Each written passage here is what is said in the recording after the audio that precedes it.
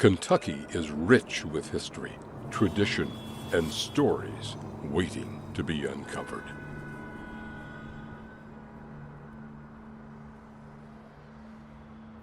Today we're in Sanford, Kentucky, covering an unsolved mystery that happened over 40 years ago. In 1985, there was a tragic hit and run that took the life of a 15-year-old Lincoln County High School student walking home after a football game on Neals Creek Road. No one was ever brought to justice. Here we're not trying to accuse anyone or even solve the crime.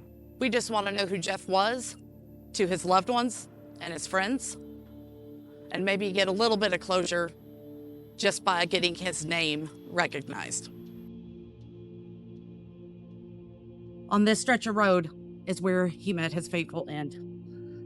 He was about 2.5 miles down Neals Creek Road here when he was struck and left to die in the road. It was a cold night, it was a clear night. We know that from investigations, and it's really hard to imagine what he was going through as he passed. Before there was a mystery, there was Jeffrey McQueen.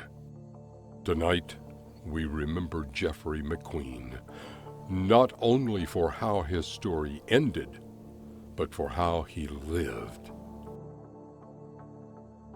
On a cold November night in 1985, one ordinary evening became a lifetime of unanswered questions. History remembers the tragedy. Those who loved Jeffrey remember the young man. Every unanswered question carries the weight of every year that has passed. I'm Lydia. Behind me is Lincoln County High School's football field. On the night of November 2nd, 1985, Lincoln County High Schooler Jeffrey McQueen attended a football game here. After the game was over, he was dropped off just down the road to walk home. And that was at the intersection of 27 and Neals Creek Road. Just after being dropped off, not too far down that road, he would be hit and left in the middle of the road. And we are with his beautiful mother, Joanne. Today she has welcomed us into her lovely home, and we're just here to talk about him and see kind of who he was. That's, he was taken away from us so early that story needs to be told. Who was he? Well, we hear from everybody that he was the jokester. he was a jokester. Yep. He loved to do things to make people laugh. He loved his motorcycle. Oh, really? Oh, he got him Okay. a motorcycle, and it's just a little bitty thing. It's still sitting over there in the building. And he'd ride that thing day or night, just about if you let him. But he just loved to have fun. He was just a fun-loving kid. Liked being outside, I'm guessing. He loved being outside. Yep. He loved people. He loved his brother. He had a younger brother. He didn't think they did no wrong. And I wasn't allowed to correct him because he'd take him and run with him.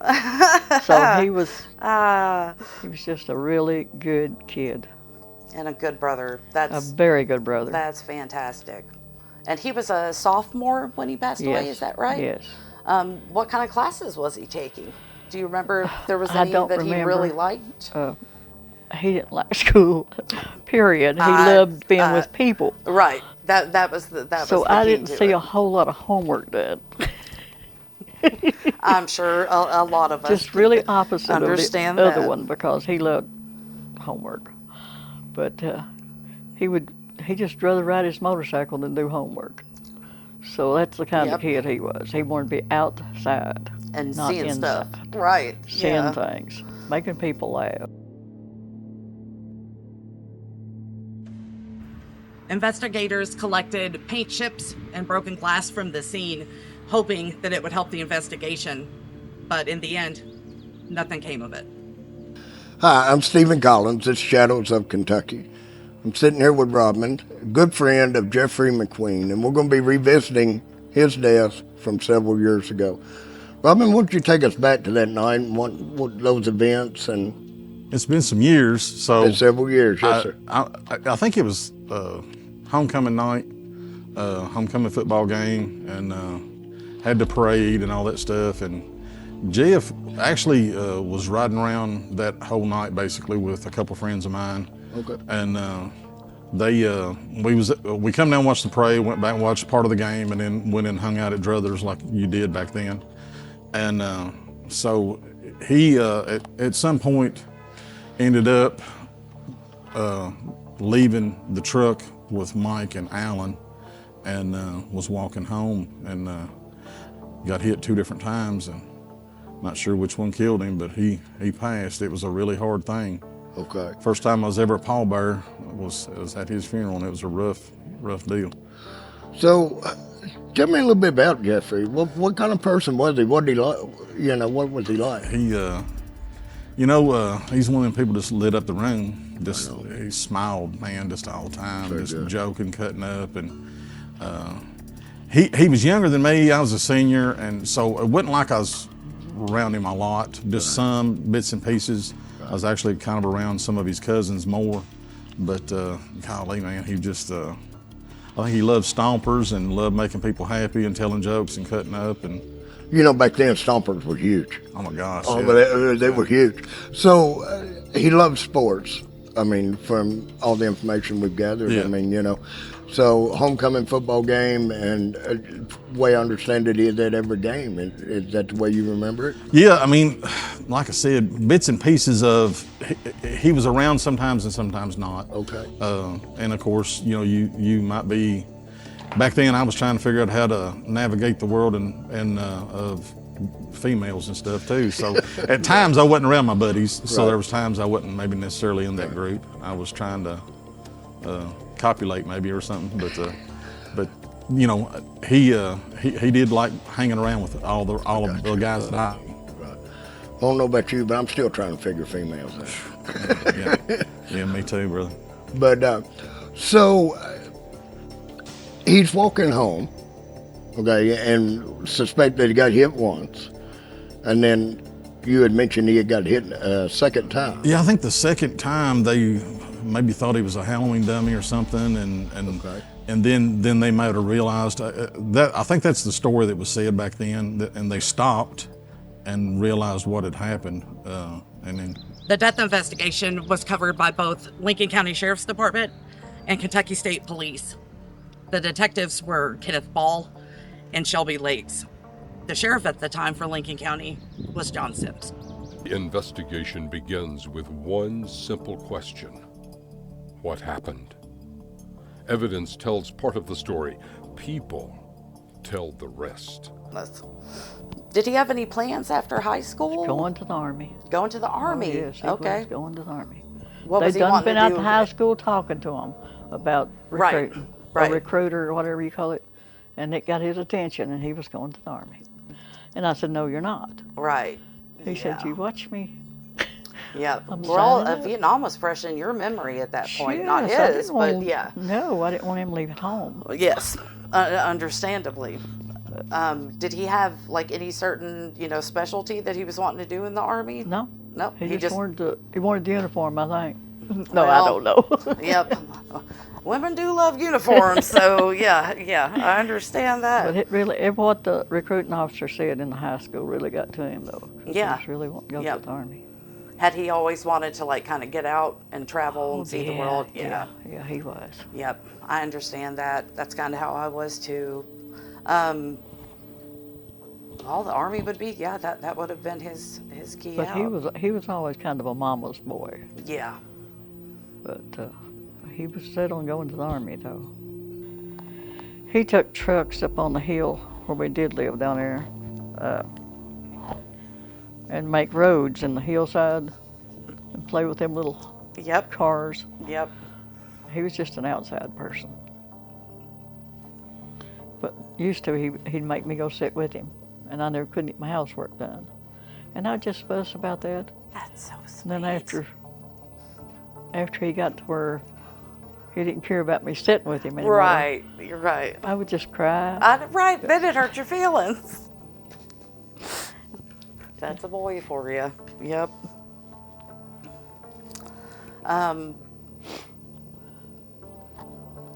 Do you remember the night? Obviously, you Gosh, remember yes. the night. Yes, I remember that night. Was it really cold? It was raining, I think. I believe it was raining. But he went to all them things like that. I would take him. I had an old blue truck, and I took him out in the truck. A whole bunch of them. Him and all of his cousins and Yeah. friends and everything. They'd all get in my truck, and I'd take them my trip to the high school. And he'd always kiss my cheek bye. But he never kissed me that night. When he got out of the truck, he didn't kiss me.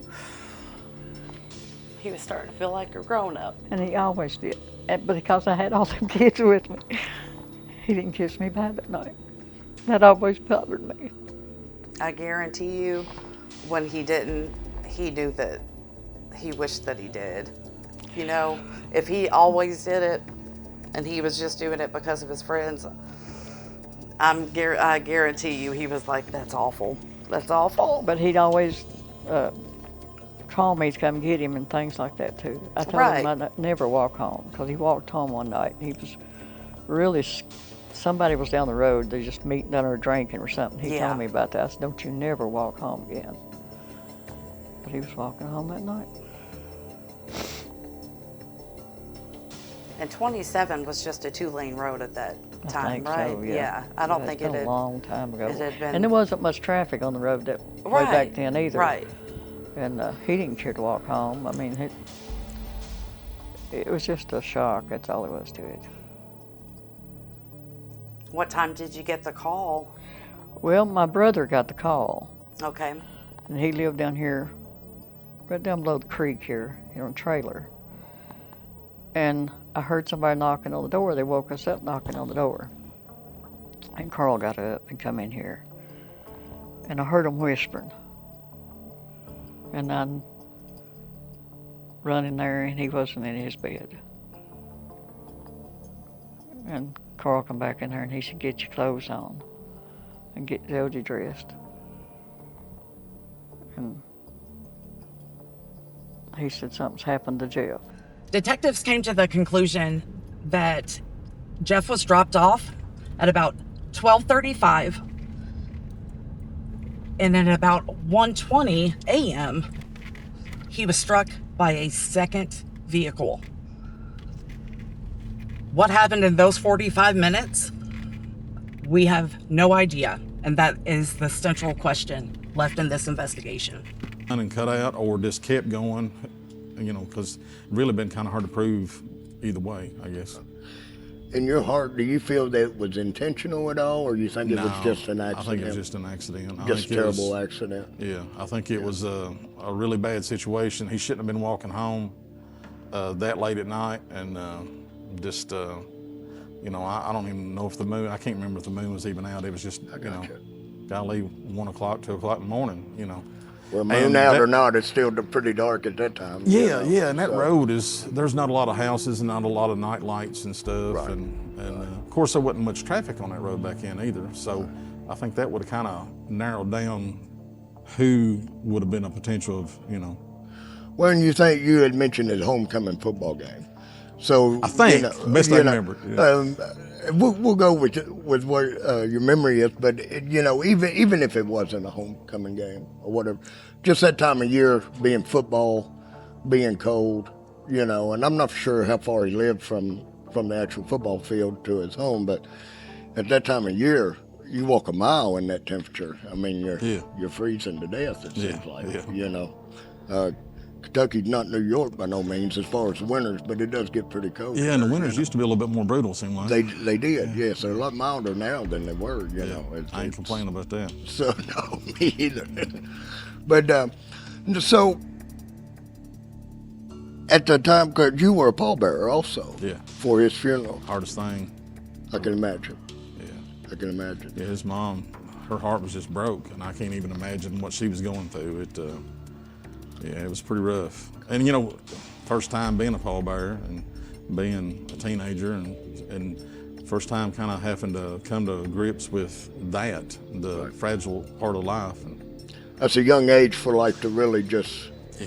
Oh yeah. right in your face, you know, just like it really puts a lot of perspective in you at that age that you wouldn't normally have because, like you said, we're worried about girls, fast cars, really ain't equipped for sports. it. Right, exactly. Yeah, I mean, and obviously your brain's not mature enough to deal with that, you know, exactly. and so whenever you have to do something like that for someone, that, especially as close as you guys were, it can be extremely painful, you know, emotionally and stressful also. You know? Yeah, and the no answers and stuff was, you know, hanging around. It's hard too. So Robin, tell me just a couple questions that you still have nowadays, this being this many years removed from the situation and looking back on it now, having had time to reflect and things, and I'm sure the rumor mill still flies, you know, as far as that goes, but what are a couple of questions that you still have now about that night? Well, just there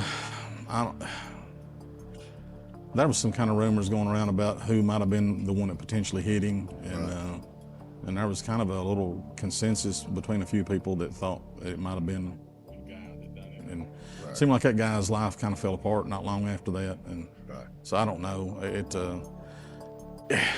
It's sadly there's a lot of unsolved deaths. You know, maybe the police wasn't equipped to handle stuff like that. I don't know, but unanswered deals like that just going to eat you up a little bit if you let them. And Sure. I think everybody had some questions about that because a lot of it didn't make sense. And it was just horribly sad. Well, you know, from what you're telling me here, Robin, you know, not only did we lose Jeff that night, but as a snowball effect to that, you know, there are several other lives that were impacted and ultimately destroyed because of that, you know, and then you have such a small town like this is. This doesn't have the resources that Louisville would have or Nashville or some of these bigger cities to really dive in and get some of that forensic. Absolutely. Even at that day and age, that, you know, by now we're leaps and bounds beyond that. For more than 40 years, there's been more questions than answers. Who was the driver? Could the evidence have been handled better and a conclusion have came easier if looked at today? We don't know. But what we do know is Jeff's story is still being told and remembered by those who loved him. But I still thought he was in the hospital. or Right, something, right. You know. And then he took me down to the police station. And my brother Johnny, he had to go up there and identify it. He said, Joe, you don't want to go up there. You're not going. So I didn't go, but at the funeral, they wouldn't let me touch him. They said, you can't touch him. So I called the coroner. Yeah. I mean, I want answers to things. Yes. So I called the coroner. And I said, I want to know how he died. Yeah. What hit him? First, he told me it had to be a big truck because it threw him up on the windshield. Okay. Because it was their Because glass. he was, I don't know, 5'10" or something like that. He was Okay. a tall boy. Yeah, tall for that age for sure. And he said it had to be a truck hit him. Okay, I took it that way. Me and my sister, I went down here and got her. We'd ride around, Yeah. look for vehicles that had the. Right. We found one sitting in McKinley, and I got out and went in that man's field. That's the one that got shot. But it was just an old truck sitting there. Right. It probably been sitting for. But then when we had the coroner's inquest, this coroner, the same coroner I talked to, Yes. come down here and got up on the stand and said it could have been any vehicle that hit him. And I was out looking for a big truck. He said it could have been anything that hit him if he was sitting in the road, if he stooped down or whatever. So I don't know. That coroner's inquest made more questions for me than it did answers. Right. And that's where you still are today. Yeah. There's a million more questions Because I than got answers. up after the inquest and everybody got down and quit talking, and I looked over at, which is sheriff at that time, Shelby Lake, says, what does this mean? What did all this mean? And he said, it means the case is still open. But we're not. That's all. Yeah, That was I mean, it, and that was there's the end nothing of they it. could do. Everything. So it's still open to this day, as Yes. far as I know. Oh my goodness. And it was just within miles of this home. Yes, yes. We lived up there in that house there where it's tore down now. Yeah. We built this one here. And that's his little Volkswagen sitting up there. And I can't get rid of it. I don't blame you. It's rotten. That's okay. It's rusting down, but I can't get rid of it. That's his. His motorcycle's over in the building. It's got all his little tags on it that he put on it. What kind of motorcycle was it? Since he loved it so much. Just a little old Honda. Little Honda Little 250 or motorcycle. something. Uh-huh. Little Honda 250. That's. I used to have one too. It was my favorite. So I was always proud of how close we were. That is precious. Because me and my other Precious. son, I was grieving so bad that I wasn't a good mom to him. That happens to everyone. But I didn't realize it till he wrote a little book. It happens to everyone. We all go crazy. I was a mom to Yep. him, but I wasn't like I was the first one, which he understands. Yes. Because he's 44 now. Once they finally, they do. But he's got 2 sons too, which is really weird. And they're 10 years apart. It's wild. I mean, he got married and had this 2 years after he got married, he had this boy. 10 years later, they have another boy. And now that's weird. That's a big age gap. But that's the same way that he was with Jeff. Yep. Kind of beautiful though. Yeah. Thank you so much for talking to us. And I know it's hard. It's hard, but I don't mind talking about I him. know. It keeps them alive. Yes. Keeps them alive. And that's the whole point of us being here is, we're not here to, solve mysteries or whatever. It would be Well- fantastic if we could. But what we're here for is to remember him. Well, sometimes I know it was in my head, but we used to live up there in that house where we burnt trash behind the house in a barrel. Well, me and Jody was out there burning trash one time. Now, he was done about 6 then. And I left Jeff's room just like it was for a long, long time. Yeah. He had his little combat boots stuck off, sitting there by the bed, because he was going to the Army. I wore Everybody mine had to be prom. camouflaged. Everything had to be camouflaged. Yep. He was buried in camouflage. And we heard him boots walking, just as plain as anything in the house. And I looked down at Jody, and he was looking up at me, because I thought I was hearing things, but he heard it too. Now you're talking about something weird. Both of us took off running into that back door, went through the house, and the boots were still sitting in his room. Any advice to a mother, any mother, really, but especially to mothers that have lost someone or is going through grief? What advice could you give? I don't really could tell anybody how they should feel, but they should remember the good times about that child. And I don't want to see my son laying in a casket. I want to see him out playing ball with me, Yep, playing with his little trucks. laughing because I tried to play basketball and couldn't get my feet off the ground. Just little things like that. Yes. Don't remember the child laying in that casket, because you'll never rest. You'll never sleep. No. You wake up in the night seeing him. And I know that's a hard one for some people. Some mysteries may never be completely solved, but they should never be forgotten.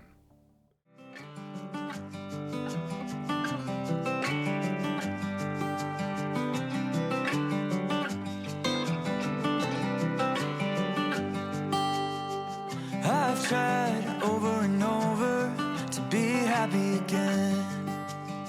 But I can't seem to get over thinking this will never end. Too many beautiful nights I spend my time alone. Can't seem to have an appetite for getting up out the door. But I'll get my shit together one of these days, and I'll start to feel better. Maybe I can change, and I'll realize it's not so bad once I get out of my head. I'll get my shit together one of these days.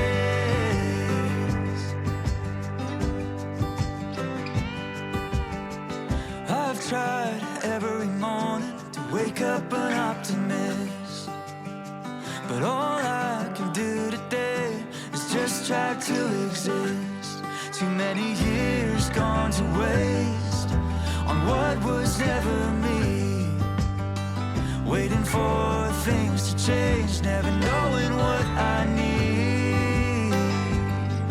But I'll get my shit together one of these days, and I'll start to feel better. Maybe I can change, and I'll realize it's not so bad once I get out of my head. I'll get my shit together one of these days,